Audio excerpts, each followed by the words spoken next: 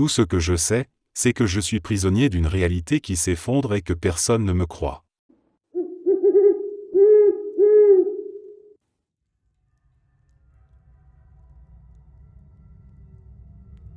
J'étais dans le métro. Je suis monté à 17h30, car je devais prendre un autre bus à 18h30 et le trajet indiquait qu'il durerait 48 minutes. Tout s'est déroulé normalement jusqu'à ce que je sois à 6 stations de ma destination. À cet arrêt précis, beaucoup de passagers descendent, car c'est une zone universitaire. Dès que le wagon s'est vidé, j'ai trouvé une place libre. Je me suis assis et j'ai fermé les yeux un instant. Il était 18h10.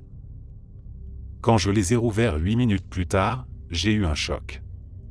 Le métro n'allait plus vers ma destination, mais dans la direction opposée, à l'autre bout de la ville. J'étais de retour exactement à la station universitaire, là où les gens étaient descendus plus tôt, mais cette fois le train repartait en sens inverse. Pourtant, dans ma ville, le métro est parfaitement régulier, il met 2 à 3 minutes maximum entre chaque arrêt. La seule explication logique serait que je me sois évanoui, que je sois descendu, que j'ai traversé le quai pour changer de direction, puis que j'ai repris le métro en sens inverse et que j'ai parcouru 3 stations ainsi. Mais je n'ai aucun souvenir d'avoir fait tout cela. Rien. Je me rappelle seulement m'être assis et avoir fermé les yeux. Ce qui est impossible, c'est l'idée que je sois resté assis dans le même train. J'avais déjà parcouru 40 minutes dans la bonne direction. Ce n'est qu'après ce moment de vide que j'ai constaté ce retour en arrière soudain, comme si une partie de mon trajet avait été effacée et remplacée. Je ne comprends pas ce qui s'est passé. L'impression de perdre le contrôle de ma mémoire, de mon corps, dans un lieu aussi familier et réglé qu'un métro, c'est extrêmement troublant.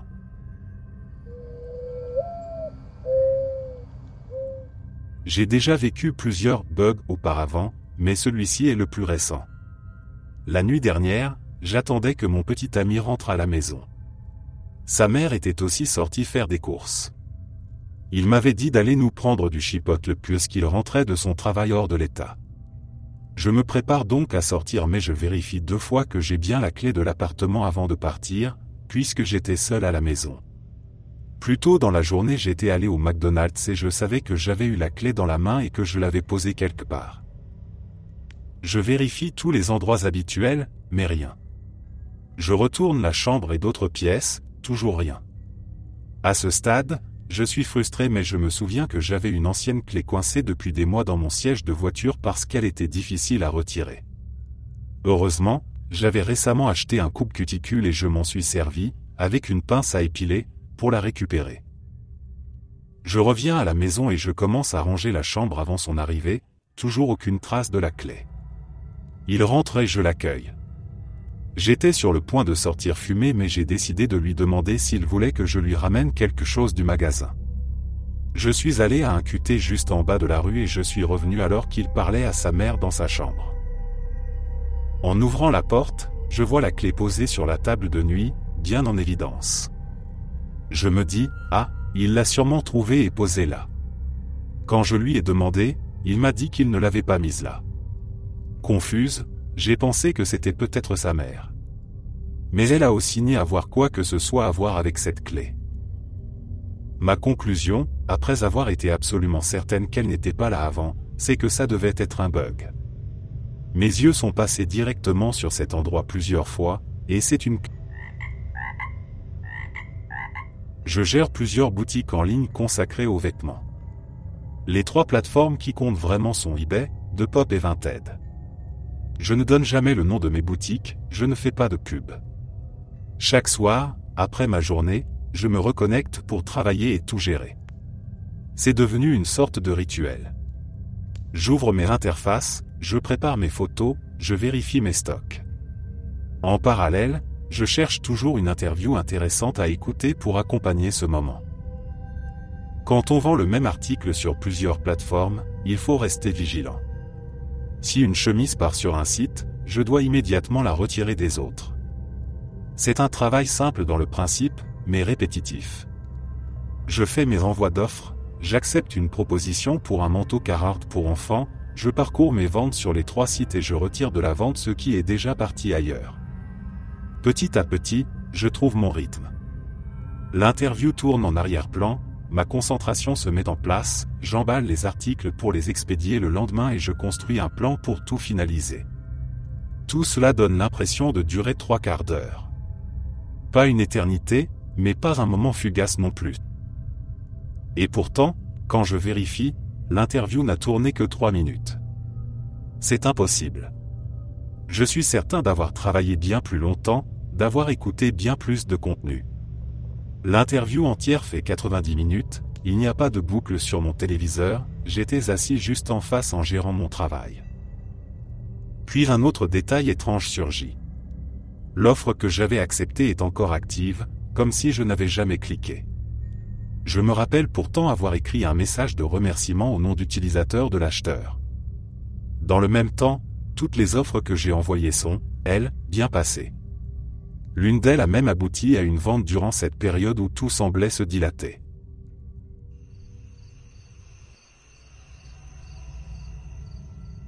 Pour situer un peu le contexte, j'ai emménagé dans mon nouvel appartement il y a environ 5 mois. Tout est neuf, le sol, la peinture, tout. Je suis aussi engagé dans l'armée depuis juillet, et je n'ai pas d'enfant.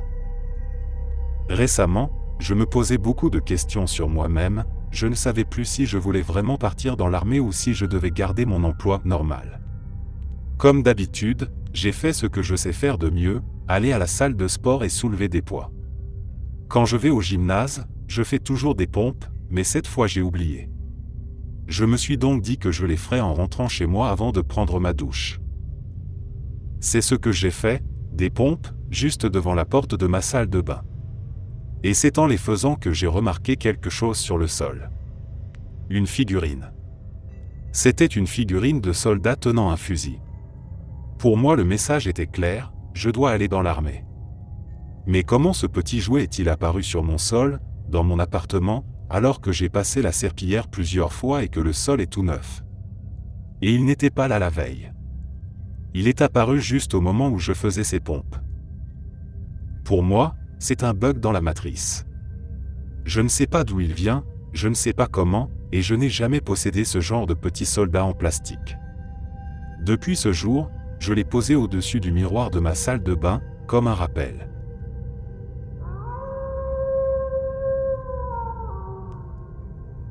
Cela s'est passé il y a environ 18 ans et j'y pense encore très souvent. Je rentrais d'une fête à pied avec un ami, il devait être 2 ou 3 heures du matin. Nous longions une route silencieuse au bord de l'eau. Devant nous, il y avait une forêt sombre. L'air était immobile, comme suspendu. En marchant, j'ai levé les yeux et j'ai remarqué quelque chose d'étrange. Un bloc rectangulaire d'arbre se détachait du reste, mais il n'avait rien de normal. Son aspect était brouillé, comme une image mal chargée, avec des taches et des pixels qui semblaient vibrer. Pendant 2 ou 3 secondes, je l'ai observé sans comprendre ce que je voyais. Puis d'un coup, ce morceau de forêt est devenu net. Tout est redevenu comme si de rien n'était, sans transition. C'était exactement le même décor qu'avant, mais cette impression de « texture qui se charge » avait disparu. J'ai aussitôt demandé à mon ami s'il avait vu la même chose. Il était tout aussi choqué que moi. Il m'a décrit le même phénomène, le même bloc d'arbre brouillé qui s'était remis en place. Nous sommes restés immobiles quelques instants sur cette route silencieuse, incapables de trouver des mots.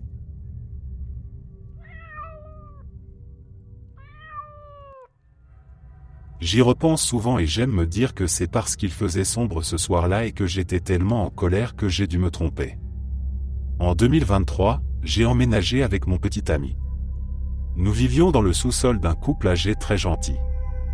Même si le sous-sol était assez miteux, c'était agréable d'être loin de ma mère abusive.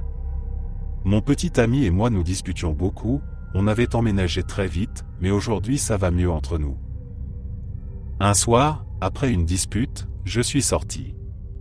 Je souffre de troubles borderline et parfois sortir prendre l'air est le meilleur moyen d'éviter que les choses dégénèrent. Il faisait nuit mais pas très tard, peut-être 20 heures. Nous vivions dans une banlieue avec des maisons partout. Je me sentais en sécurité, j'ai grandi dans des cités, donc vivre entouré de maisons me rassurait. J'étais confiante, même si le quartier n'était pas parfait, il était bien mieux que ce dont j'avais l'habitude. J'ai marché un bon moment pour me calmer. Tout était familier. Je passais devant des maisons que je connaissais déjà, des repères visuels pour moi. Comme je ne connaissais pas très bien le quartier, je faisais en sorte d'aller tout droit pour pouvoir revenir facilement. Puis je suis passé devant une épicerie que je n'avais jamais vue auparavant. Elle se trouvait à l'angle d'une intersection. Tout à coup, les environs ont commencé à changer. Les maisons devenaient plus grandes, vraiment immenses, presque des manoirs. Des décorations de Noël parsemaient les rues alors qu'on était en septembre. C'était un peu tôt mais pas si inhabituel. Je me souviens que c'était septembre car je n'avais qu'un t-shirt et je n'avais pas froid. Je continuais à marcher, fasciné par ces maisons.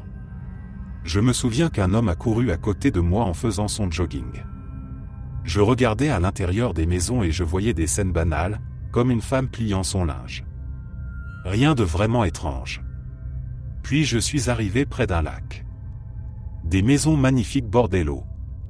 Les rues étaient vides, hormis l'homme que j'avais croisé plus tôt. J'ai continué à m'éloigner du lac et j'ai tourné dans une rue sombre. Tous les lampadaires étaient éteints sauf un.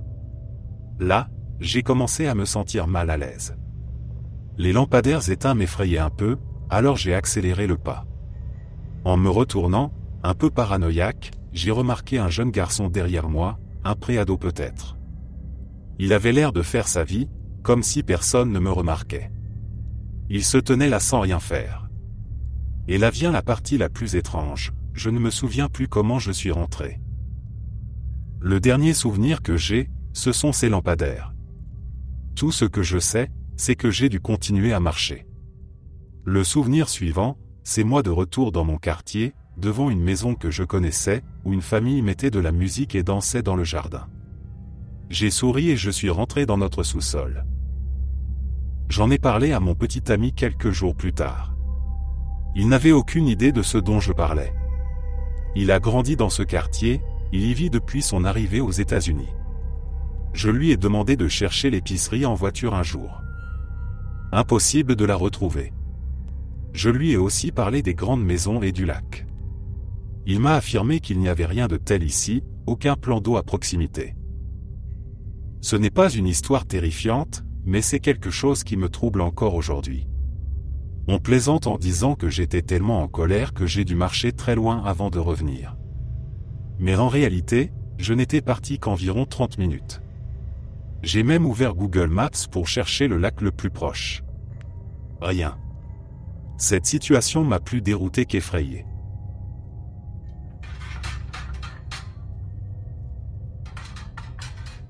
Est-ce qu'il t'est déjà arrivé de voir des objets disparaître de chez toi, sans aucune explication, comme s'ils s'étaient volatilisés? Et quand tu les remplaces, c'est le nouvel objet qui disparaît à son tour, de la même manière? Cela m'est arrivé 2 fois. La première fois, c'était avec un sweat bordeaux que je portais rarement et que je rangeais toujours dans le placard. Un jour, je vais le chercher et il n'est plus là. Je fouille partout, rien. Des mois plus tard, il réapparaît, posé dans une pile de linge qui n'existait même pas au moment où je l'avais perdu. Je le porte immédiatement, presque soulagé de l'avoir retrouvé, puis encore le lendemain. Le matin suivant, il avait de nouveau disparu. Cette fois, il n'est jamais revenu.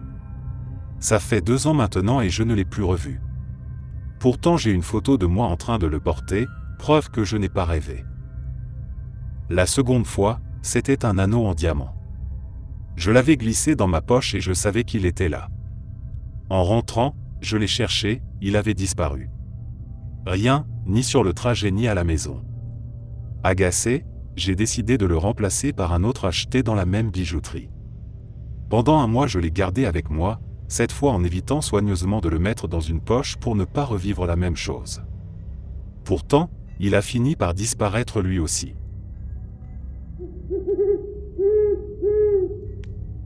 J'ai fait une petite sortie pêche ce week-end avec 4 amis de longue date, nous avons tous la cinquantaine.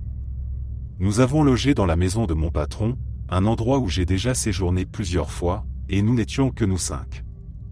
Nous avons passé la majeure partie du temps à manger, boire, pêcher et jouer au poker.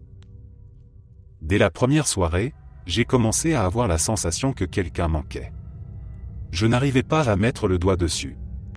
Ce n'était pas comme si une personne précise devait être là et ne l'était pas. C'était plus comme si quelqu'un était censé être là mais qu'il était d'une certaine façon absent. Cette impression arrivait par vagues.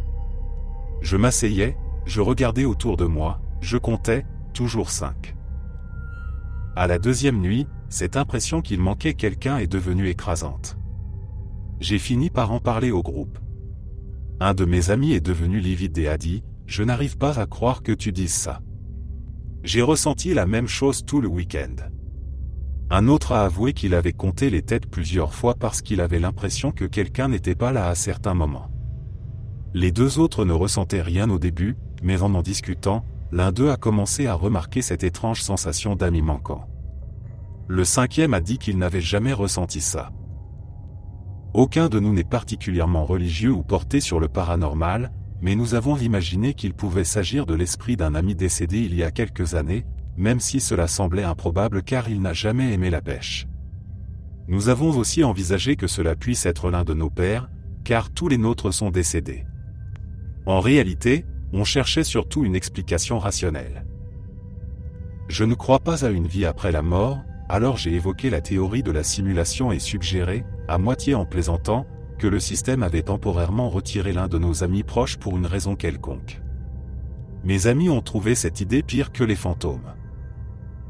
Je voulais simplement partager cette expérience pour savoir si quelqu'un avait déjà ressenti quelque chose de similaire ou avait une idée de ce que cela pourrait être. Merci de m'avoir lu.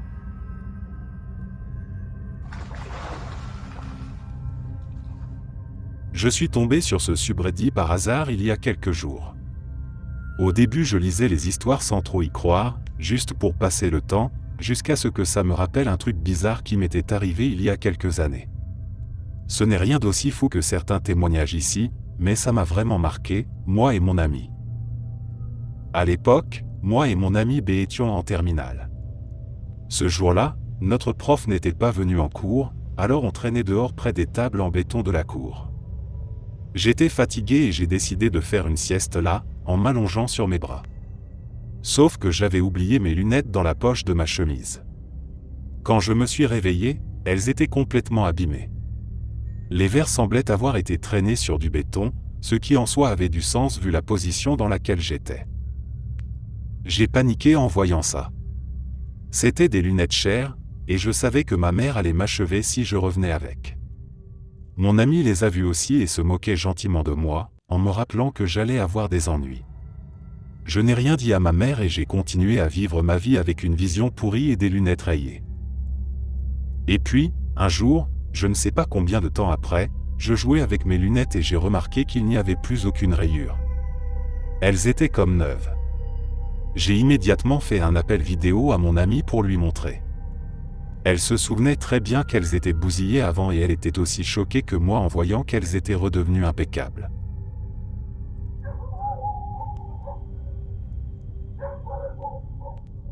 Cela s'est passé hier dans un centre commercial de notre ville.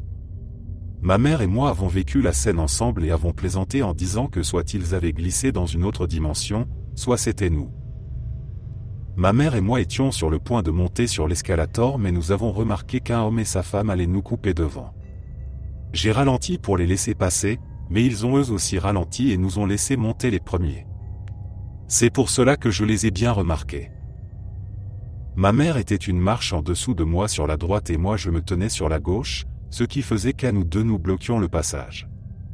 Comme elle était à ma droite, je pouvais apercevoir l'homme et sa femme du coin de l'œil et j'ai réalisé que ma mère devait peut-être les gêner car ils se tenaient très près de nous.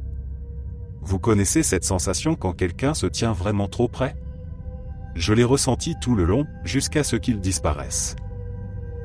Nous étions déjà à mi-chemin sur l'escalator, alors j'ai demandé à ma mère de passer devant moi pour laisser passer les gens.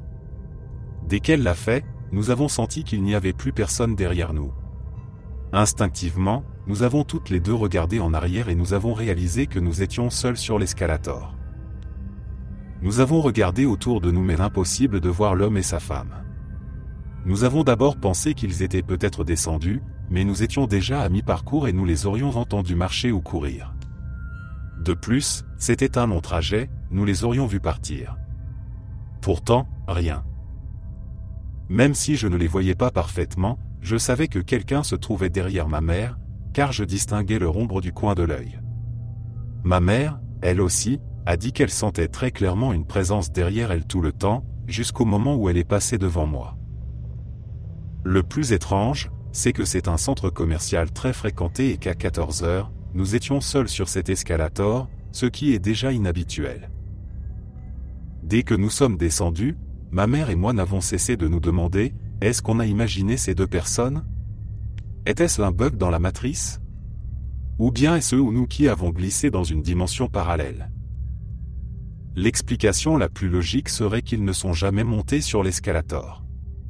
Mais alors, qui étaient ces ombres que je voyais du coin de l'œil pendant que je parlais à ma mère, et pourquoi avons-nous toutes les deux ressenti une présence derrière nous pour, d'un coup, sentir qu'il n'y avait plus personne? Nous avons littéralement regardé en arrière et scruté l'escalator en nous demandant où ces deux personnes avaient bien pu passer.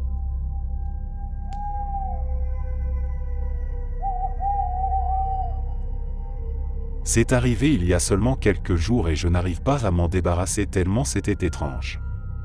Je regardais un film chez moi et j'ai décidé d'aller aux toilettes. En passant, j'en ai profité pour me passer un peu d'eau sur le visage. C'est là que c'est arrivé.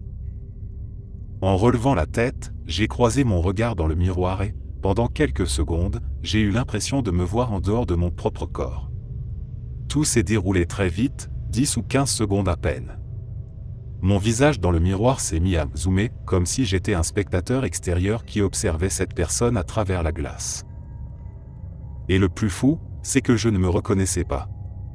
Je regardais mon propre reflet mais c'était comme si j'avais en face de moi un étranger. Mes traits étaient les mêmes, mais je n'arrivais pas à établir le lien avec moi.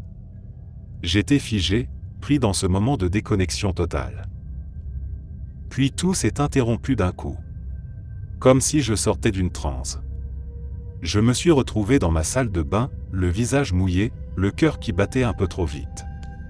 Je me rappelle très précisément cette sensation et cette impression de ne plus savoir qui j'étais, de me voir comme quelqu'un d'autre.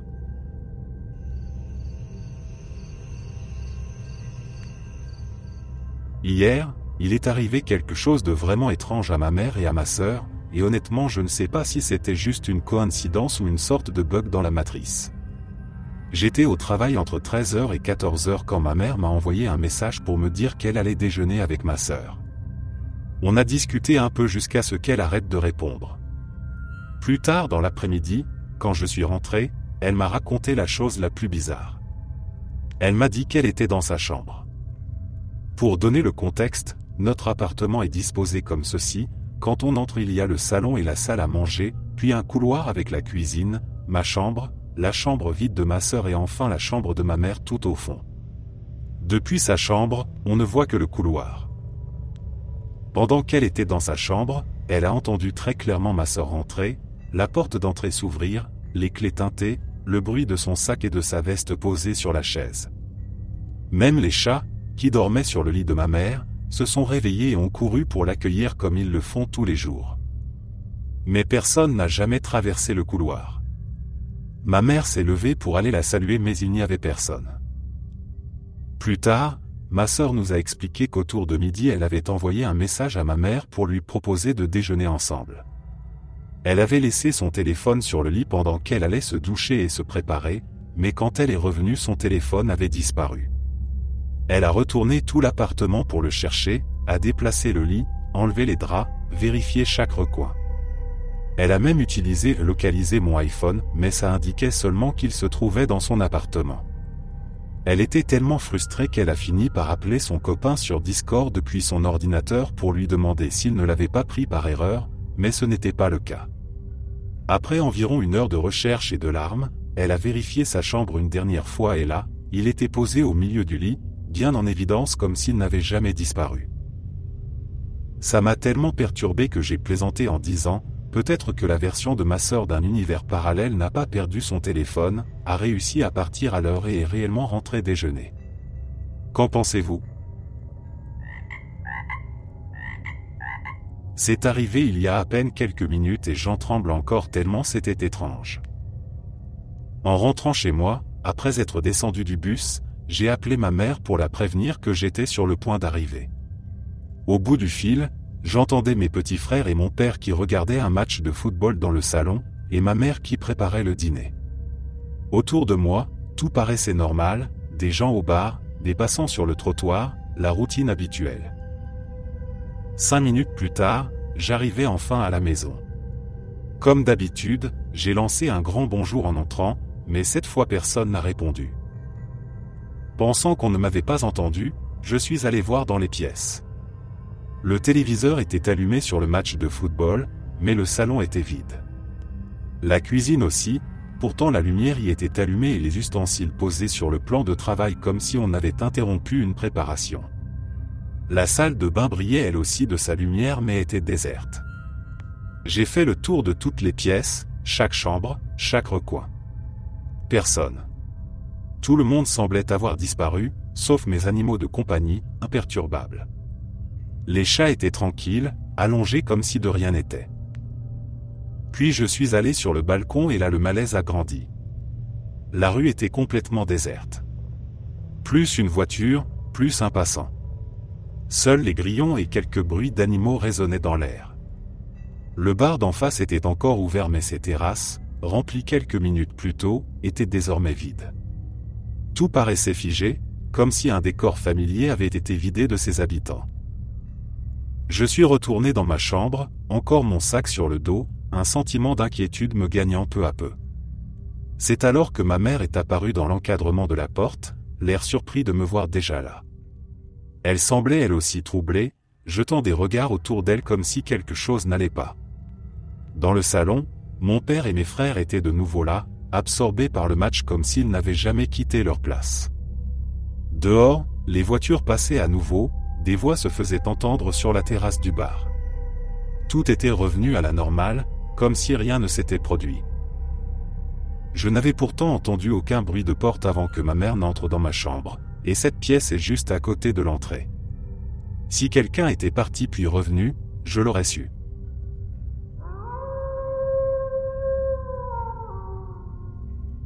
Celle-ci peut sembler insignifiante, mais c'est exactement le genre de choses que j'adore vivre et qui me fascine, même si ça m'arrive rarement. Alors je me suis dit que j'allais partager.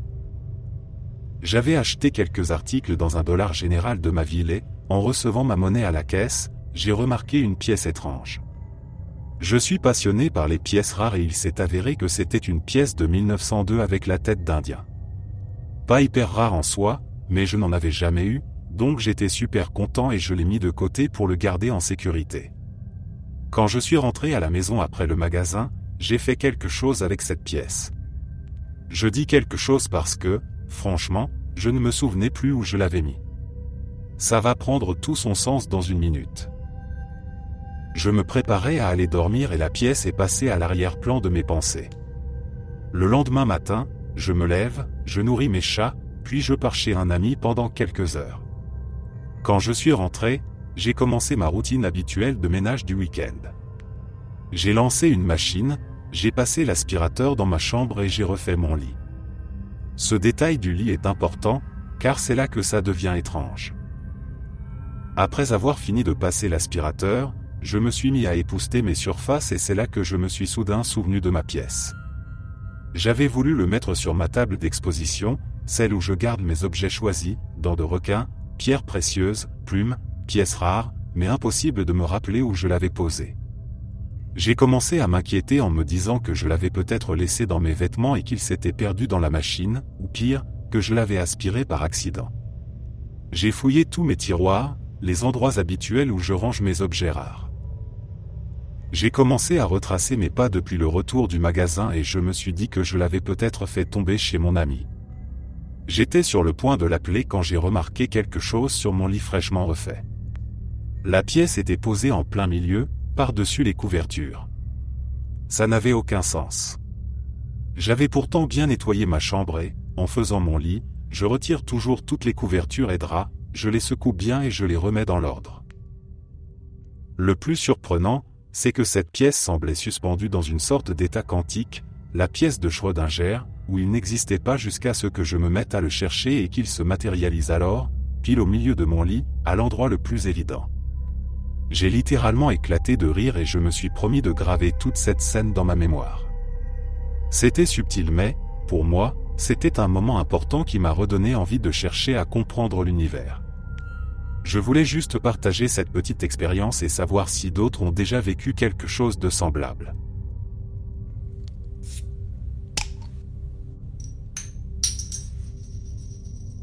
Je veux raconter une histoire qui date de 2001 ou 2002, quelque chose qui me hante encore aujourd'hui. À l'époque, je jouais sur une machine de poker, un bandit manchot où la quinte royale est censée tomber une fois toutes les 800 mains. J'étais éveillé depuis presque 24 heures, l'alcool et les stimulants dans mon corps, la fatigue écrasant mes muscles mais mon esprit en surchauffe. La pièce était sombre, juste éclairée par les clignotements et les bips de la machine. Chaque son résonnait comme un écho dans mon crâne. L'odeur d'alcool flottait autour de moi, mes mains tremblaient légèrement sur mon téléphone. Mon cœur battait vite, un mélange d'adrénaline et d'épuisement transformé en concentration étrange. Puis j'ai commencé à remarquer quelque chose. Quand je me concentrais très fort sur une main, en pensant « fait que ça tombe », quelques secondes plus tard, je perdais littéralement conscience. Ma vision se brouillait, mon esprit sombrait dans l'obscurité, le monde se taisait. Ce n'était pas vraiment dormir, juste, comme si ma conscience se mettait sur pause.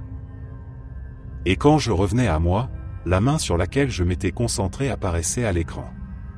Parfois une couleur normale, parfois un foule. Mais quelquefois, c'était une quinte royale. Mon cerveau hurlait, une chance sur 800. Et pourtant, elle était là. Mon pouce affolait, mes mains tremblaient, un mélange de peur et de frissons impossibles. Après chaque blackout, la réalité paraissait différente. Les gens autour de moi avaient des comportements légèrement modifiés. Les conversations que je croyais avoir entendues semblaient changer de contenu. Des événements que je pensais déjà passés étaient décalés. Un jour, un ami a souri, mais son geste avait comme un retard, comme si j'avais sauté dans une autre version du moment. Même des détails minuscules, la position d'une chaise, un reflet sur le sol, semblaient différents.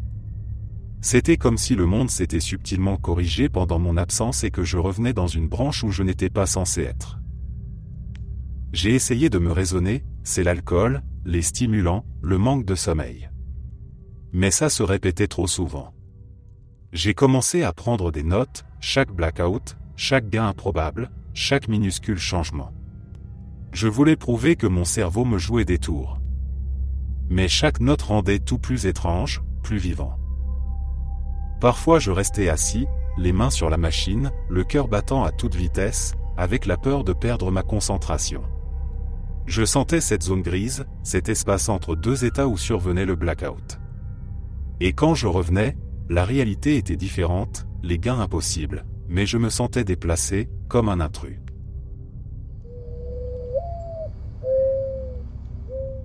J'avais déjà entendu et lu des histoires comme ça sur Internet mais je n'en avais encore jamais vécu moi-même. Jusqu'à ce soir. Ça peut sembler banal raconter comme ça, mais on est vraiment un peu secoué, et j'aimerais juste savoir si d'autres ont déjà vécu quelque chose de similaire. Plus tôt dans la journée, mon ami est venu me chercher pour qu'on passe la journée ensemble avec nos enfants. On est allé prendre une glace puis on a emmené les enfants au parc. Sur mon sac, j'ai un gel désinfectant pour les mains de Bath & Body Works accroché dans un petit support avec un crochet. Si vous connaissez ces désinfectants, vous voyez de quoi je parle. Le mien est parfumé au citron et c'est un gel à base de lotion pour hydrater en même temps. Avant de quitter le parc, j'ai partagé mon gel avec mon amie. Elle a fait une remarque en disant qu'elle n'avait jamais vu de désinfectant sous forme de lotion auparavant et qu'elle aimait beaucoup l'odeur. On a ensuite quitté le parc et on est monté dans sa voiture pour qu'elle me ramène. Je précise que j'étais assise à l'arrière avec les enfants, elle était côté passager et son copain conduisait. Quand elle est rentrée chez elle après m'avoir déposé, elle m'a envoyé un message pour me dire que mon désinfectant était tombé du support et s'était retrouvé sur son siège. Elle m'a même envoyé une photo où elle le tient dans sa main en disant qu'elle me le rendrait. Je lui ai répondu qu'elle pouvait le garder, j'ai 4 autres recharges. Je suis allé dans mon placard pour en prendre un nouveau. Ils sont tous de parfums différents, j'aime bien acheter plein de senteurs différentes. J'ai pris un nouveau, je suis allé vers mon sac pour le remplacer, et j'ai remarqué que le désinfectant au citron, celui-là même que mon ami disait avoir trouvé dans sa voiture, était toujours là. Alors évidemment je l'ai prévenu et on a toutes les deux été complètement interloqués. Elle jure que personne d'autre dans sa voiture n'aurait pu l'avoir et qu'il n'était pas là avant que je monte. Et moi je jure que je n'en avais qu'un seul. Je n'avais pas remporté un deuxième, et comme je l'ai dit je choisis toujours des parfums différents donc ce citron-là était unique. Elle a même précisé que celui qu'elle avait trouvé n'était pas neuf, mais entamé. On est persuadé qu'il y a eu un « bug » entre deux univers parallèles ou quelque chose du genre. Est-ce que ça vous est déjà arrivé ?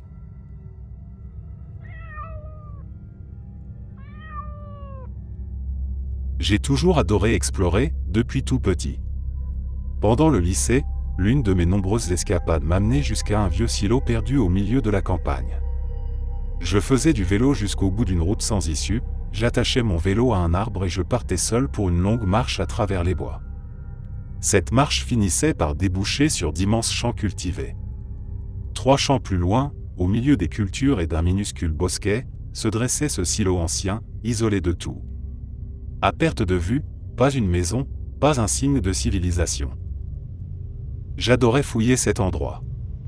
Je découvrais des vieilleries, des bouteilles oubliées, une voiture des années 1930 rouillant sous la terre, des tas d'objets démodés et même des chaussures anciennes qui ressortaient de monticules de terre comme des fantômes du passé. La 3e fois que je suis allé seul autour du silo, quelque chose s'est produit que je n'ai jamais oublié, même 15 ans après. Tout à coup, j'ai commencé à entendre des chuchotements. Au début, c'était quelques voix ténues, comme un souffle lointain. Puis elles ont grossi, se sont multipliées par dizaines, jusqu'à ce que le son remplisse l'air autour de moi. C'était comme si j'étais soudain dans une grande salle pleine de gens qui parlaient, riaient, discutaient entre eux. Une rumeur de fête, sans qu'aucun mot ne soit compréhensible. J'étais seul, mais le bruit donnait l'impression que j'étais au beau milieu d'un bal ou d'un banquet invisible. Et aussi vite que ça avait commencé, tout s'est arrêté. Le silence est retombé sur les champs et les arbres comme une chape. Je suis resté là, figé, à essayer de comprendre. Je suis revenu une fois encore dans ce champ, mais rien de semblable ne s'est reproduit.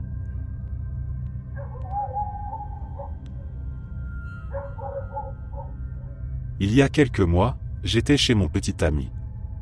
On passait du temps ensemble et j'ai sorti son chien pour qu'il fasse ses besoins, comme je le fais habituellement quand je suis là-bas.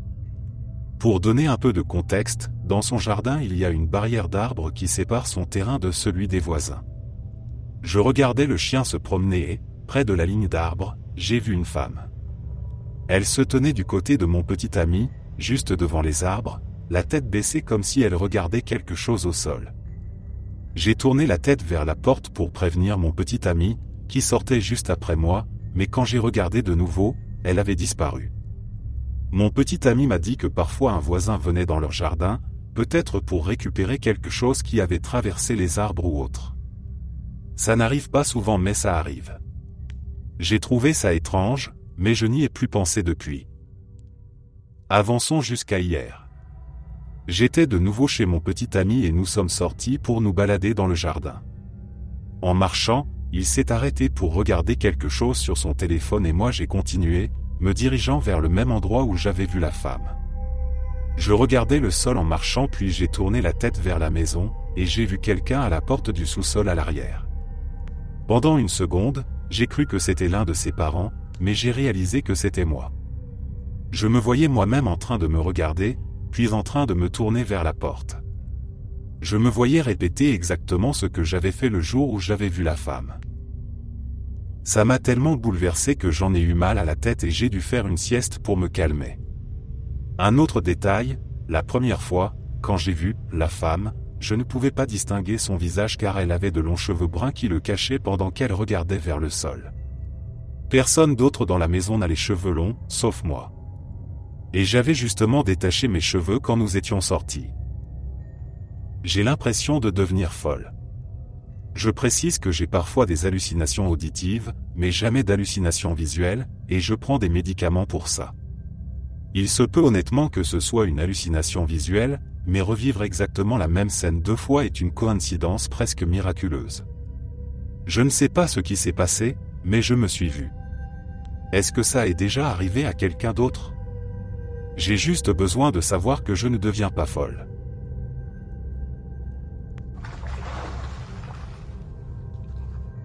Quand j'étais au lycée, en classe de première, je devais prendre le bus tous les jours pour aller à l'école et en revenir.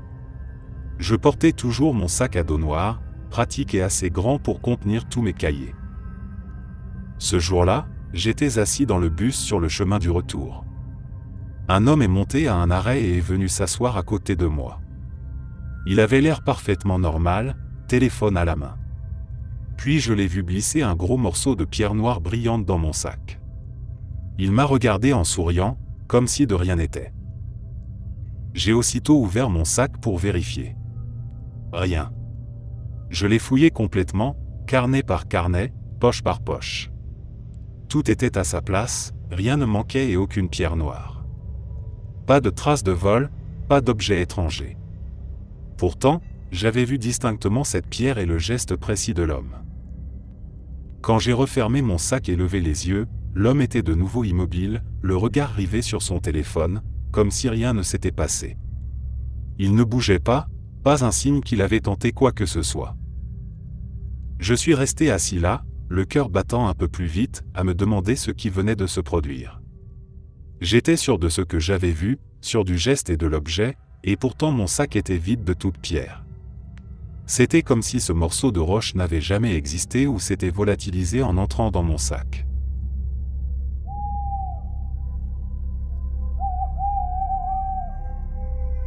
C'était le mois dernier. Quelques amis et moi sommes partis pêcher pour le week-end. Nous avions loué un chalet et prévu 2 journées entières de pêche sur 2 lacs différents. La première journée n'a pas été un grand succès, nous n'avons attrapé que 9 truites à nous 6. En revanche, le lendemain a été incroyable, nous avons chacun atteint notre quota de 10 truites, soit un total de 60. C'est là que le bug s'est produit. La première journée de pêche se termine et nous rentrons au chalet. Il est environ 16 heures. Nous avons nos 9 truites avec nous. Nous sommes 6, répartis dans 2 bateaux de 3, et nous n'avons attrapé que 9 truites. Personnellement, j'en ai eu 4 et j'étais le seul sur mon bateau à en avoir attrapé, donc voilà les 4 premières. Sur le deuxième bateau, un gars en a eu 2 et un autre en a eu 3. Les détails sont importants ici, parce que ce n'est pas difficile de se souvenir d'avoir pris si peu de truites sur une journée, non? En arrivant au chalet après cette longue journée, il y avait aussi beaucoup de vent et un peu de pluie, on se met évidemment à montrer nos prises, à comparer, à discuter. Il y a clairement un sac avec 4 truites venant du premier bateau et un sac avec 5 truites venant du second. Le plan était de les cuisiner pour le dîner. Après les avoir mesurées et célébré nos modestes prises, on commence à jouer et à boire quelques bières avant de préparer le repas. Vers 19h, on décide de commencer à cuisiner nos précieuses truites fraîches. L'un de mes amis avait apporté une sorte de fumoir portable, et on voulait absolument l'essayer. On met de côté les 2 plus grosses truites pour les fumer. On les installe dans le fumoir et on le met en route. De mon côté, je suis chargé du barbecue, alors en attendant je prépare le reste des truites dans du papier aluminium et je les assaisonne.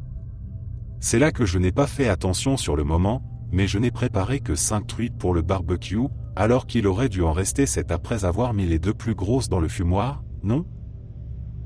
On finit par manger 2 truites fumées et 5 truites grillées au barbecue. Puis on se dit, mais on n'en avait pas 9. On se dit qu'on a oublié d'en cuire 2, non? Au début on trouve ça drôle, puis on commence à chercher ces 2 autres truites, et on ne les a littéralement jamais retrouvées. On a fouillé le frigo, le congélateur, le barbecue, le four, les glacières qu'on avait emmenées sur les bateaux, chaque pièce, chaque tiroir et placard du chalet. Ce n'est pas comme si 2 truites de 30 cm pouvaient se cacher n'importe où. On a même fouillé les 2 voitures et l'extérieur autour du chalet, mais c'est resté un mystère total. Elles avaient littéralement disparu et on n'a absolument aucune idée d'où elles ont pu passer.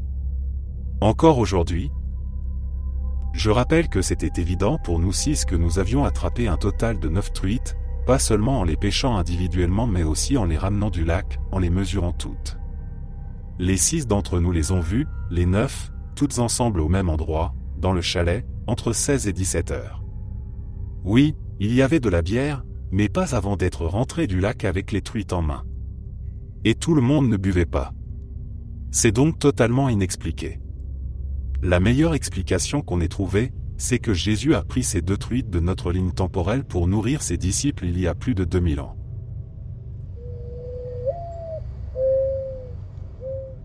J'ai eu un glitch complètement aléatoire.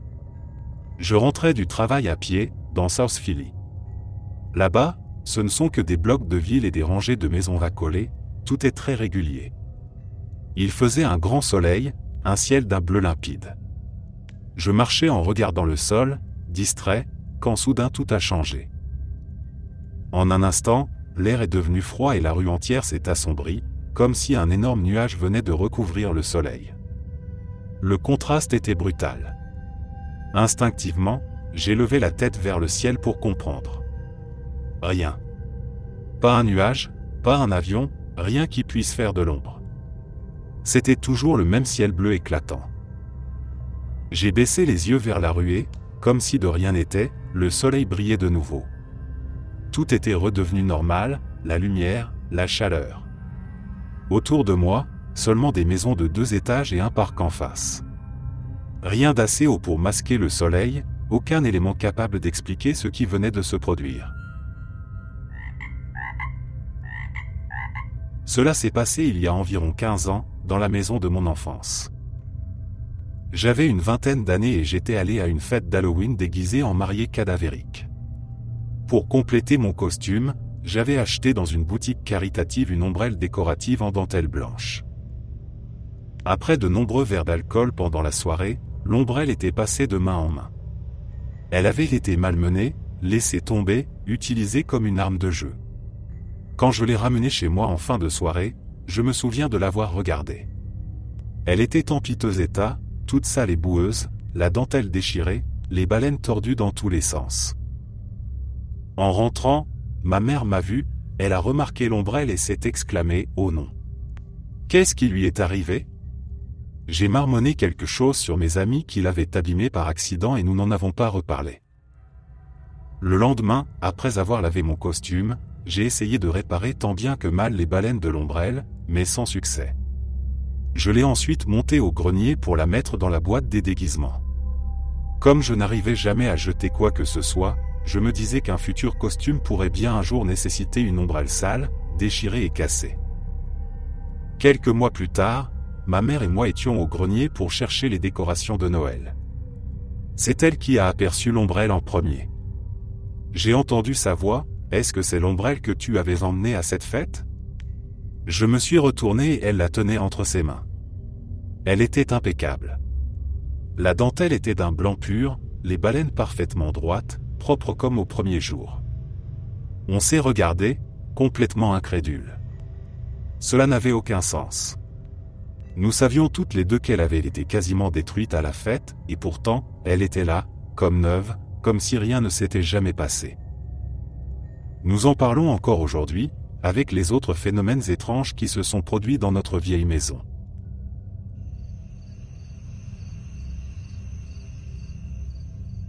En septembre 2021, je venais de commencer à travailler avec une ancienne copine de lycée. Nous avions toutes les deux 20 ans.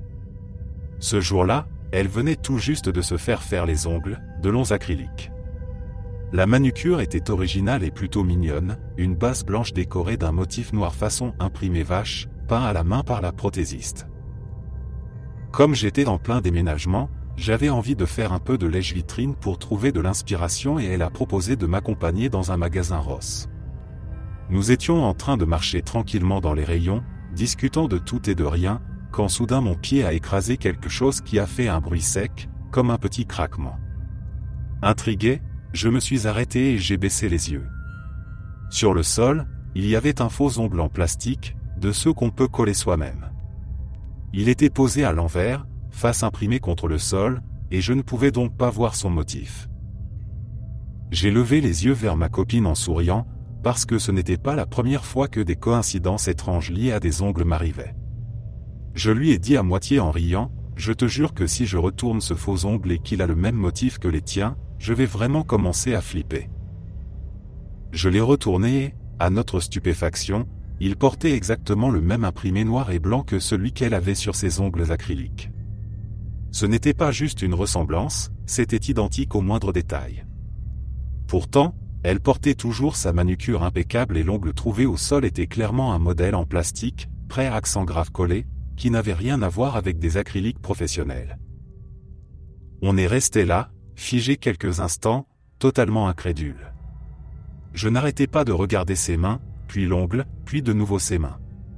Elle aussi était troublée, et on se répétait que ce n'était pas possible.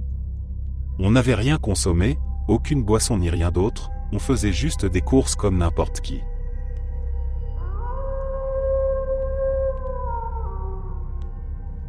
Alors voilà, c'est arrivé la première fois que je suis allé chez ma défunte amie, elle est décédée d'un cancer.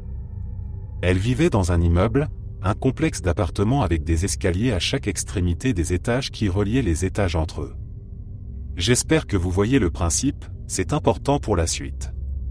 On avait environ 9 ou 10 ans et c'était son anniversaire. Nos parents discutaient et elle m'a dit « Tu veux faire un truc cool ?» et moi j'ai répondu « Oui bien sûr, c'est quoi ?» Elle m'a emmené dehors, devant la porte de son appartement et elle m'a expliqué que si on allait à une extrémité de l'escalier, qu'on descendait d'un étage, puis qu'on traversait le couloir jusqu'à l'autre extrémité et qu'on remontait les escaliers, on se retrouvait sur le même étage qu'au départ. En gros c'était une sorte de boucle. Mais comme on était petit et un peu naïf, j'avais l'impression que c'était magique et on a littéralement couru dans ces boucles 6 ou 7 fois avant de revenir. Après un moment, sa mère l'a envoyée faire des courses et elle est partie en courant. J'ai voulu la rejoindre mais ma mère m'a dit de ne pas y aller. Pourtant j'ai couru après elle, mais je l'ai ratée, elle était déjà partie. Alors, bêtement, je me suis dit que j'allais refaire le truc de la boucle tout seul. C'est là que les choses étranges ont commencé. Je suis descendu d'un étage, j'ai traversé le couloir jusqu'à l'autre extrémité et je suis remonté d'un étage. Normalement je devais retomber sur l'étage de son appartement mais non. Je me suis retrouvé sur un étage complètement différent. Tout était sombre, presque sans lumière alors qu'il faisait grand soleil dehors, en plein midi. J'étais terrifié parce que je ne reconnaissais pas cet endroit. J'étais seul et c'était sombre. Je suis resté là, debout pendant environ 5 minutes, perdu et effrayé. J'ai pensé demander de l'aide. Il y avait un appartement, j'ai frappé à la porte. Personne n'a répondu. J'ai frappé une deuxième fois, toujours rien. Alors je me suis dit que j'allais descendre par l'autre escalier, comme d'habitude, pour retrouver mon chemin. Mais non, je m'enfonçais encore plus dans ce dédale. Je suis donc retourné sur cet étage sombre et désert. J'étais terrorisé. Je ne sais pas ce qui m'a traversé l'esprit mais j'ai décidé de refaire mes pas à l'envers. Je suis retourné vers l'escalier par lequel j'étais venu et, d'une manière ou d'une autre, je suis arrivé sur l'étage de l'appartement de mon ami. J'étais au bord des larmes et j'ai couru droit vers ma mère. Le trajet du retour à la maison a été silencieux. Encore aujourd'hui je ne comprends pas sur quel étage j'étais tombé, pourquoi il n'y avait personne et comment tout cela a pu arriver. C'était irréel et je m'en souviens très clairement. Je n'en ai jamais parlé à personne.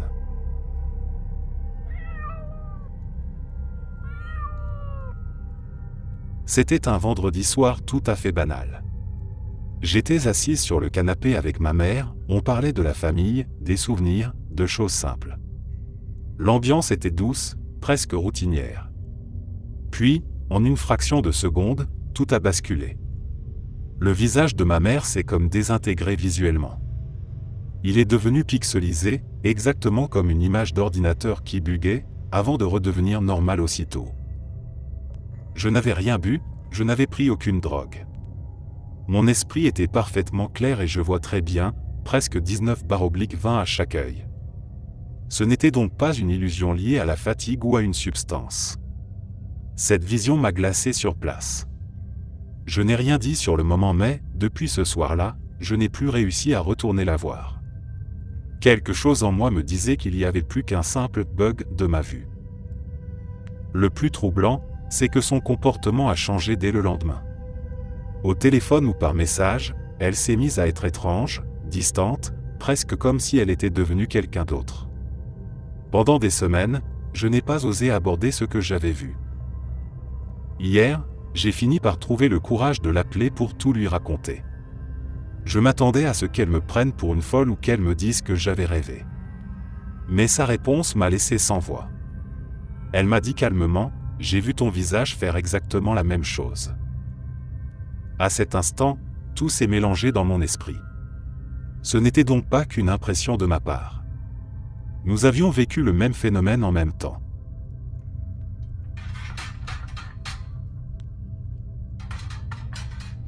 Ce n'est pas une grande histoire, mais je me dis que ça peut tout de même intéresser. Nous avons un petit appartement où nous allons le week-end. Quand nous l'avons acheté, nous avions acheté pour la cuisine un set de 3 casseroles assorties, chacune avec son couvercle.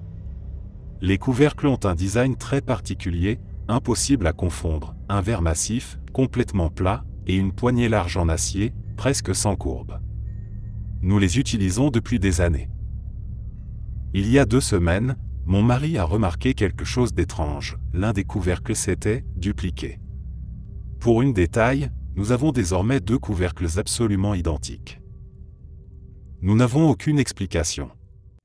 Ce n'est pas le genre de chose qui peut passer inaperçu, et il n'y a évidemment pas eu de cambriolage. Et même si c'était le cas, qui pourrait s'introduire chez nous juste pour ajouter un couvercle assorti à une série de casseroles IKEA qui, en plus, ne se vend même plus aujourd'hui. On a beau retourner la question dans tous les sens, ça reste un mystère total. Cela s'est passé il y a à peine quelques minutes, vers 1h30 du matin. J'étais dans ma chambre, allongé sur mon lit, à faire défiler des vidéos sur mon téléphone. Ma chambre est à l'étage et j'ai pour habitude de fermer la porte, mais il reste un espace d'environ 3 cm entre le bas de la porte et le sol. Grâce à ça, je peux voir les lumières qui viennent du couloir. Alors que je faisais défiler mes réels, j'ai remarqué une faible lueur rouge dans la pièce. Ce n'était pas une hallucination de fatigue, je pouvais clairement voir les barres de la rambarde de l'escalier éclairées par cette lumière rougeâtre. Sur le moment, j'ai pensé que ma mère s'était levée pour écrire ou faire ses comptes, mais il était bien trop tard pour ça. J'ai fini par allumer la lumière de ma chambre et ouvrir la porte pour vérifier. Tout était éteint dans le couloir et dans la maison. Il n'y avait aucune source de lumière rouge, aucun appareil qui aurait pu projeter cette couleur. Pour en avoir le cœur net, j'ai allumé et éteint tour à tour toutes les lampes et appareils électriques, mais rien ne produisait ce genre de lueur. Je suis retourné dans ma chambre, j'ai éteint la lumière et j'ai observé à nouveau le bas de la porte, espérant revoir la lueur. Plus rien. L'obscurité était totale. Ce phénomène n'avait duré que quelques secondes et n'avait laissé aucune trace. Pris de curiosité, j'ai cherché sur Internet et je suis tombé sur un témoignage posté sur ce même forum il y a 2 ans. Le titre disait « Réveillé et j'ai vu une faible lumière rouge dans une pièce noire. » Effrayé. Exactement la même description que ce que je venais de vivre.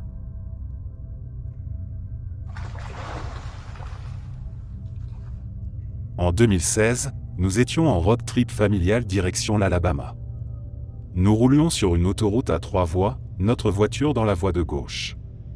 Dans la voie du milieu se trouvait un semi-remorque, et dans la voie de droite une voiture de police. On a tous vu la scène, la voiture de police s'est retrouvée à la hauteur du semi dans la voie centrale. Nous, on a dépassé le semi par la gauche.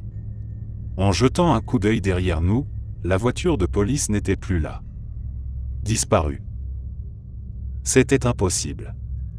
La voiture de police n'avait pas allumé ses gyrophares, elle n'avait pas bifurqué vers une sortie, il n'y avait d'ailleurs aucune sortie à cet endroit.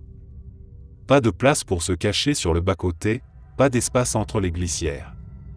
On a scruté partout, devant, derrière, sur les côtés. Rien. Comme si le véhicule avait été avalé par l'air.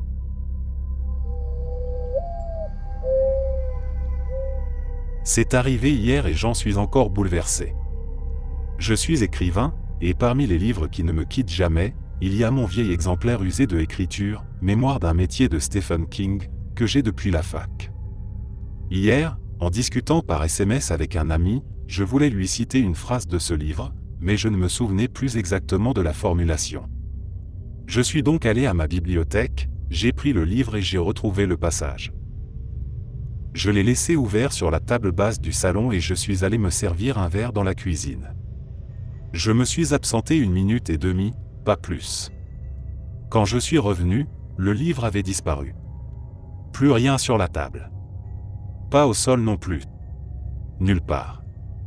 J'ai cherché partout, retourné le canapé, fouillé les étagères. Rien. Je vis seul et j'ai l'habitude de savoir où sont mes affaires. À force de chercher sans rien trouver, j'ai fini par abandonner et décider d'aller marcher un peu dehors pour me calmer. Quand je suis revenu 1 heure plus tard, mon cœur a failli s'arrêter. Le livre était revenu. Il était posé, parfaitement centré, sur la table basse, fermée. Je me suis approché lentement, le cœur battant. Je l'ai ouvert et il s'est déplié tout seul exactement à la page que je consultais avant qu'il disparaisse. Dans la marge, à côté du paragraphe que je voulais citer, il y avait un mot écrit au stylo bleu, « Tu le sais déjà ». L'écriture ressemblait à la mienne, presque à s'y méprendre, mais je ne prends jamais de notes dans mes livres. Jamais. Je suis resté assis face à cette page un long moment, incapable de comprendre ce qui venait de se produire. Je n'ai aucune explication logique. L'idée qu'un livre puisse disparaître et réapparaître tout seul est déjà invraisemblable. Mais que quelqu'un y ait ajouté un message dans une écriture presque identique à la mienne, c'est encore pire. J'habite dans un petit immeuble de 3 étages seulement. Avant de sortir mon chien, j'ai toujours le réflexe de jeter un œil par la fenêtre pour vérifier le temps. Ce jour-là, je regarde dehors, grand soleil, ciel dégagé, conditions calmes, rien à signaler. Je me dis que c'est parfait pour une promenade. Je descends l'escalier, à peine 30 secondes pour atteindre la porte d'entrée. Et là, en ouvrant, c'est un tout autre monde. Il pleut à verse, le vent souffle fort. Le sol est trempé comme s'il avait plu depuis des heures, avec même des flaques et des débordements d'eau dans la rue. J'en suis resté bouche bée. C'était littéralement comme passer d'un climat à un autre en quelques pas. L'atmosphère entière avait changé, lumière, odeur, température.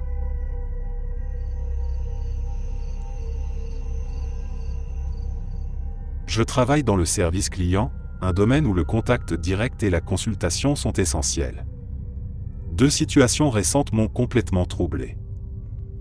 Scénario 1. Je conseillais 2 jeunes hommes sur un produit.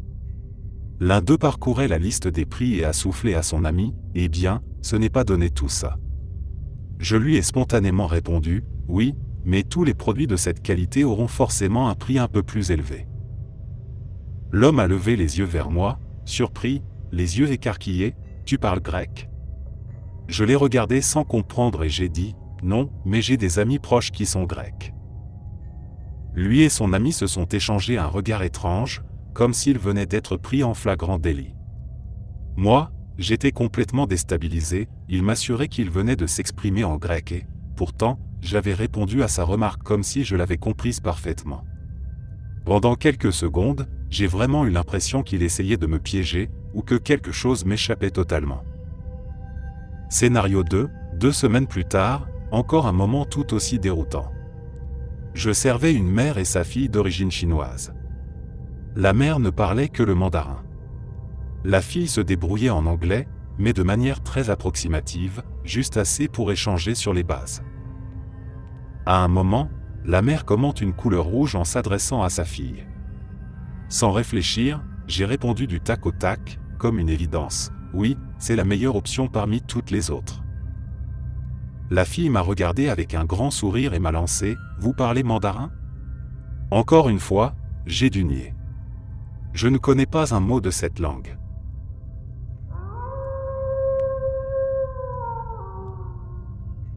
Il y a longtemps, j'avais une voiture break avec les vitres les plus teintées possibles sur tout le pourtour, sauf le pare-brise qui avait tout de même un film légèrement fumé.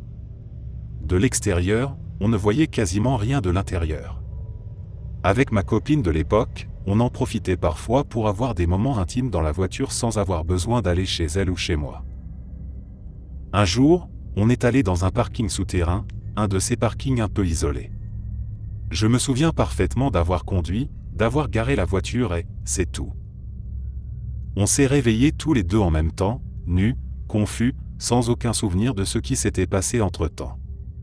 Elle était exactement comme moi, aucun blanc de mémoire avant, et puis ce réveil simultané, avec cette sensation bizarre qu'on avait perdu un laps de temps. Il n'y avait ni alcool ni drogue ni fumée dans la voiture. Rien qui aurait pu nous endormir ou nous faire perdre connaissance ainsi. Ce n'était pas une fatigue extrême non plus. Juste ce grand vide. J'ai cherché pendant longtemps une explication rationnelle à ce qu'on a vécu, sans jamais rien trouver. À force, j'ai fini par laisser tomber. Et puis je suis tombé sur ce forum et je me suis dit que j'allais partager mon expérience ici. Peut-être que quelqu'un a déjà vécu quelque chose de similaire.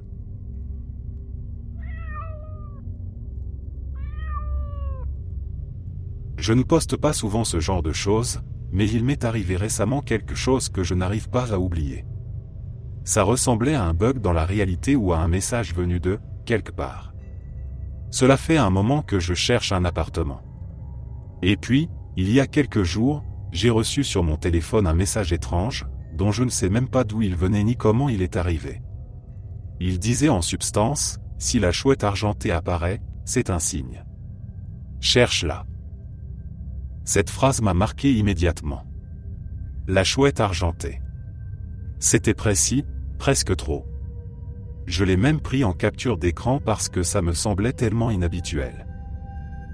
Hier, je suis allé visiter un appartement qui avait l'air parfait sur l'annonce. Quand je suis sorti sur le balcon, j'ai pris un moment pour contempler la vue, il y avait plein d'arbres et de verdure. Puis mon regard a glissé vers le balcon d'en face. Et là, elle était là. Une statue de chouette argentée. Posée sur la rambarde, comme si elle m'attendait. J'ai eu comme un choc. J'ai su instantanément, c'était la chouette du message. Comme si l'univers me murmurait, c'est ici. Piqué par la curiosité, j'ai cherché le nom de la rue. Elle portait celui d'un homme, un riche directeur de banque qui ne s'était jamais marié et qui avait donné toute sa fortune pour soutenir des jeunes femmes chrétiennes. C'est déjà une histoire singulière. Mais ce n'est pas tout. En y repensant, j'ai réalisé que mon arrière-grand-père avait vécu dans cette même rue, des décennies plus tôt. Et aujourd'hui, ma propre fille vit elle aussi dans cette rue, par pure coïncidence. 3 générations de ma famille, mon ancêtre, ma fille et maintenant moi, reliés à ce même endroit, et je ne m'en suis rendu compte que grâce à ce mystérieux message, chouette argentée, sur mon téléphone. Coïncidence? Destin? Bug dans la matrice? Je n'en sais rien.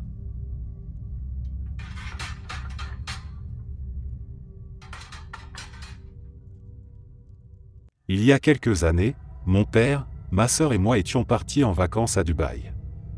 Un soir, vers minuit, nous nous promenions le long d'un front de mer. C'était un endroit avec des restaurants en forme de bateaux accrochés à la falaise, et on pouvait aussi louer de petites embarcations. À cette heure-là, tout était fermé, mais le quai était bien éclairé.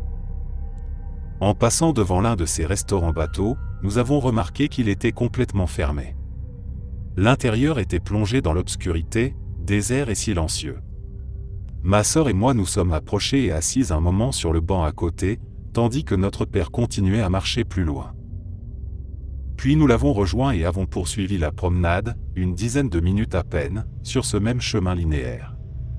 Lorsque nous avons fait demi-tour pour retourner à la voiture, nous sommes repassés devant exactement le même restaurant, sauf que cette fois, il était méconnaissable. Tout était allumé à l'intérieur, de la musique forte résonnait, il y avait foule, les serveurs étaient dehors en train de distribuer des menus et d'inviter les passants à entrer. C'était le même bateau, le même panneau à l'extérieur, le même banc sur lequel nous nous étions assis quelques minutes plus tôt, mais l'ambiance avait changé du tout au tout. Nous sommes restés plantés là, stupéfaits. J'ai même demandé à une serveuse si le restaurant venait tout juste d'ouvrir. Elle m'a regardé bizarrement et m'a répondu que non. Mon père, ma sœur et moi avons tous vu la même chose. En 10 minutes à peine, l'endroit est passé d'un bâtiment sombre et fermé à un lieu vibrant comme s'il avait toujours été en pleine activité. Des années plus tard, on en parle encore et on n'a jamais trouvé d'explication rationnelle à ce que nous avons vécu ce soir-là. J'avais 20 ans à l'époque. Un jour, impossible de mettre la main sur ma télécommande. J'habitais alors au sous-sol, mes parents à l'étage. Au début, je ne me suis pas inquiété, mais après avoir cherché un long moment partout sans succès, j'ai commencé à m'agacer sérieusement. J'ai fini par monter leur demander s'ils l'avaient vu. Ils m'ont regardé comme si j'étais fou et m'ont répondu qu'ils n'avaient aucune idée de ce dont je parlais. Pour eux, ce n'était clairement pas un problème. Alors je suis redescendu dans ma chambre et j'ai entrepris une fouille systématique. Rien. Nulle part. Agacé mais décidé, j'ai profité de l'occasion pour faire un ménage en profondeur. J'ai passé l'aspirateur, épousseté, désodorisé la moquette, bref j'ai nettoyé la pièce de fond en comble. Quand j'ai eu fini, pas de télécommande, mais au moins ma chambre brillait. Ça m'a un peu calmé. Les heures ont passé. Finalement, je suis remonté et j'ai dit à mes parents, « Bon, je suppose qu'elle est perdue. » Dans ma tête, je me demandais sérieusement comment un objet pouvait disparaître comme ça. Mais mes parents, eux, ne semblaient pas du tout concernés. Je suis redescendu un peu plus tard, prêt à profiter de ma chambre toute propre. Et là, à peine la porte franchie, mon cœur a fait un bond. La télécommande était là, posée en plein milieu du sol, bien en évidence. Impossible de l'avoir ratée quelques heures plus tôt, surtout après un ménage aussi minutieux. Aujourd'hui, j'ai 40 ans et je n'ai toujours aucune explication.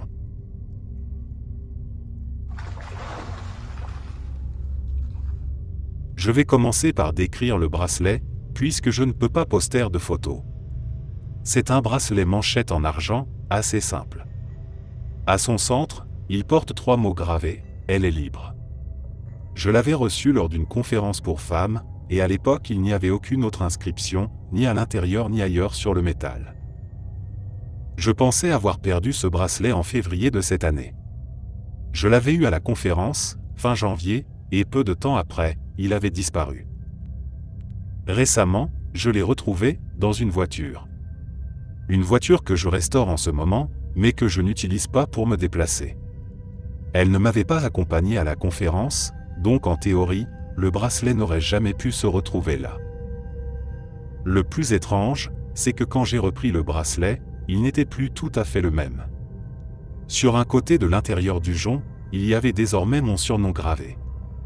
Et de l'autre côté, une date, le 17 février. Pas d'année, juste ce jour. Ce qui me trouble, c'est que cette date ne correspond à rien de précis dans ma vie. Pourtant, j'ai toujours aimé le chiffre 17, et j'ai toujours ressenti un lien particulier avec le mois de février. Je n'ai aucune explication. Je sais juste que j'ai perdu un bracelet qui ne portait aucune gravure autre que sa phrase initiale, et que je l'ai retrouvé des mois plus tard, dans un endroit où il n'aurait pas dû être, modifié avec mon surnom et une date qui semble n'avoir de sens que pour moi. Je ne sais pas quoi en penser, mais j'avais besoin de partager ça.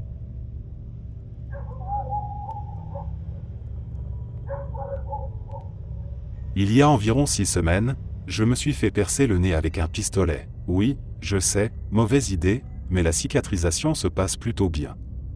Le bijou que j'ai est un petit stud sans fermoir à l'arrière, donc il a tendance à sortir facilement. Un soir, il y a 2 semaines, j'étais sous la douche. En me lavant le visage sans faire attention, j'ai senti mon piercing tomber de mon nez. J'ai baissé les yeux juste à temps pour le voir s'écraser sur le sol de la douche, puis glisser directement dans la bonde. J'ai coupé l'eau aussitôt, j'ai essayé de le rattraper, mais c'était trop tard, je l'ai vu disparaître dans le tuyau sous mes yeux. Dépité, je suis parti en vitesse acheter un nouveau bijou pour ne pas perdre le trou. Et puis, aujourd'hui, j'étais allongé dans mon lit, tranquillement, quand j'ai senti quelque chose de dur et de pointu contre ma hanche. J'ai glissé la main pour voir ce que c'était, et j'ai découvert, complètement incrédule, mon piercing de nez. Celui-là même que j'avais regardé tomber et disparaître dans le siphon de la douche. Le plus incompréhensible, c'est que je vis seul. Depuis cet incident, j'ai changé mes draps 2 fois.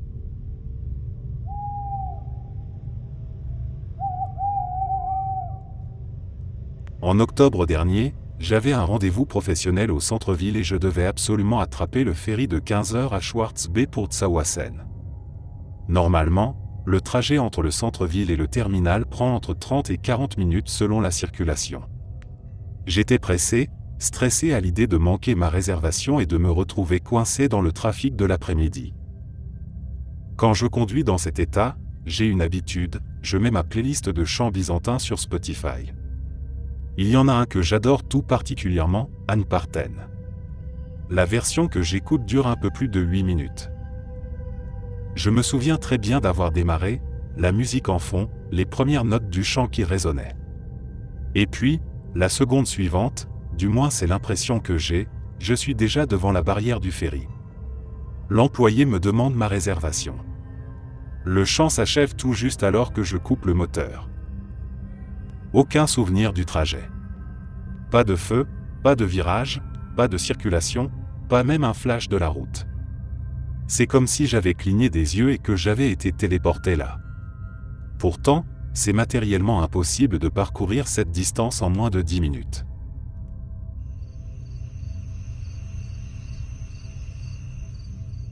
Je ne sais pas si quelqu'un peut m'expliquer ça, mais ça fait un moment que ça me trotte dans la tête. Mon fiancé et moi avons emménagé dans notre appartement il y a environ 3 ans et on l'adore. Mais depuis le début, il y a un détail qui m'intrigue. Notre appartement est situé juste à côté d'une grande autoroute. La journée et en début de soirée, tout semble normal. Mais très tard dans la nuit, quand je regarde par la fenêtre, il y a quelque chose d'étrange. D'abord, j'ai l'impression qu'il n'y a personne sur la route, comme si elle était complètement vide depuis des heures. Pas un seul phare, pas un seul véhicule. Puis, dès que je me dis « Tiens, c'est bizarre qu'il n'y ait personne », une nuée de voitures et de camions apparaît, comme si tout d'un coup le trafic reprenait d'un seul coup. C'est systématique. À chaque fois que je remarque l'absence de véhicules, l'instant d'après, c'est un flot de circulation qui défile sous mes yeux. Au début, j'ai cru à une coïncidence. Mais à force de le constater, j'ai fini par prendre note mentalement des horaires et des moments. Et ça se répète, encore et encore. J'ai parfois l'impression que quelque chose ne veut pas que je voie cette autoroute vide, comme si je n'étais pas censé l'observer dans cet état-là. Je vis en Ukraine, dans une petite ville grise au bord du Dnipro. Depuis des mois, tout semble bancal, mais depuis quelques semaines, ma réalité s'effrite. Ça a commencé par des détails, des sauts dans le temps, des moments arrachés à ma mémoire comme si quelqu'un appuyait sur avance rapide sans me prévenir. Un soir, j'étais assis avec ma famille dans la cuisine. On parlait, je crois, de ce qui se passait à la frontière, les rumeurs, les tensions, les bruits de guerre qu'on entend même à travers les murs. Je me souviens du tic-tac de l'horloge, du bruit du vent dehors. Et puis, d'un coup, je n'étais plus là.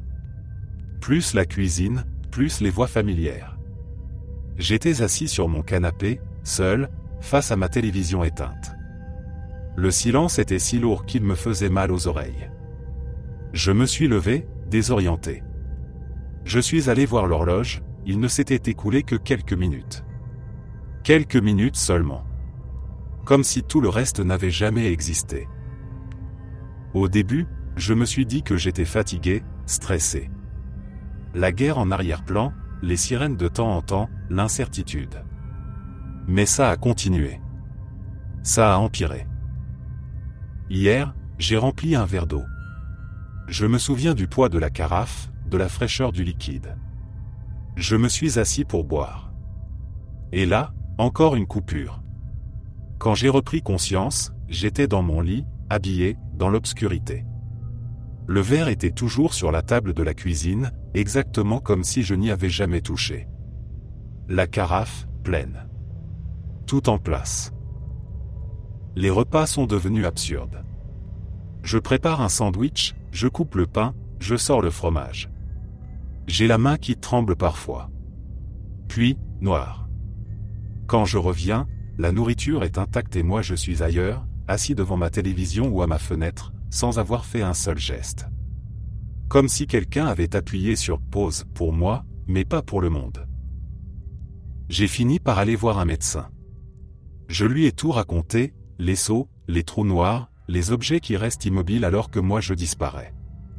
Il a hoché la tête lentement, comme on le fait pour apaiser un enfant. C'est peut-être le stress, m'a-t-il dit.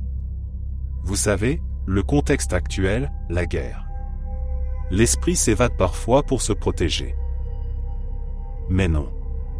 Ce n'est pas du stress. J'en suis sûr. Ce n'est pas de l'évasion. C'est autre chose. Quelque chose de plus grand, de plus froid. Depuis quelque temps, j'ai cette impression persistante, je suis dans un décor. Mes parents, mes voisins, les passants dans la rue, des silhouettes floues, des acteurs qui reprennent un script. Tout sonne faux. Même le vent semble artificiel. J'ai l'impression d'être un pion qu'on déplace à volonté. Ou pire, un programme qu'on exécute dans une simulation géante. La nuit dernière, j'ai rêvé que je voyais la carte du pays d'en haut. Des fils rouges reliaient des points lumineux. Des zones entières étaient marquées comme en test. J'ai vu mon nom inscrit dans une colonne, comme une variable. Quand je me suis réveillé, j'étais déjà assis sur mon canapé, sans souvenir de m'être levé du lit. Je n'en ai parlé à personne. Qui me croirait? Tout le monde dirait que c'est le stress. Que c'est la guerre. Mais je sais qu'il y a autre chose. Je sens parfois des vibrations sous mes pieds, comme le ronronnement d'une machine. Je sens que mes pensées sont écoutées. Et parfois, dans le coin de mon œil, j'aperçois un décalage, une personne qui répète le même geste 2 fois, un bruit qui se rejoue, comme un fichier audio qui bug. Peut-être que je suis fou. Peut-être qu'ils m'ont déjà pris. Peut-être que ce n'est même pas moi qui parle, en ce moment. Peut-être que ce texte est déjà écrit depuis longtemps et que je ne fais que l'incarner. Je ne sais pas. Tout ce que je sais, c'est que je suis prisonnier d'une réalité qui s'effondre et que personne ne me croit. Merci d'être resté jusqu'à la fin. N'oubliez pas d'aimer la vidéo, de vous abonner et de partager vos propres histoires en commentaire. On se retrouve demain à la même heure devant ce feu.